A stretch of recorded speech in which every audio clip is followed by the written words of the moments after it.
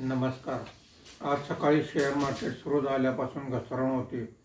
दुपारी 1:30च्या सुमारास सेन्सेक्स जवळजवळ 850 पॉईंटने खाली होता. त्यानंतर मात्र सलगपणे जोरदार रिकव्हरी झालेली आहे. मार्केट बंद होताना सेन्सेक्स हा 79 पॉईंटने वाढून 80,623 वर बंद झालेला आहे. निफ्टी हा 22 पॉईंटने वाढून 24,596 वर बंद झालेला आहे. आजच्या कामकाजामध्ये BSE IT इंडेक्स सर्वात जास्त म्हणजे 0.73% वर आहे. BSE हेल्थकेअर इंडेक्स 0.53% वर आहे. BSE कॅपिटल गुड्स इंडेक्स 0.41% खाली आहे. BSE मिड कॅप इंडेक्स 0.30% वर आहे. BSE स्मॉल कॅप इंडेक्स 0.18% खाली आहे.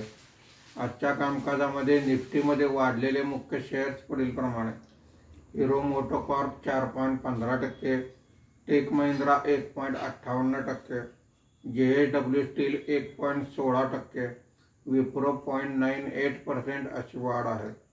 आज निफ्टीमध्ये घसरलेले मुख्य शेअर्स पुढील प्रमाणे: अडाणी एंटरप्राइजेस 2.20%, अडाणी पोर्ट 1.59%, ट्रेंट 0.99%, टाटा मोटर्स 0.97% अशी घसरण आहे.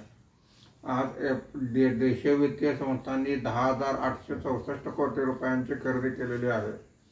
लिंडे इंडिया, बायोकॉन, सन टीव्ही नेटवर्क यासहित काही कंपन्यांचे आज क्वार्टरली रिझल्ट आलेले आहेत.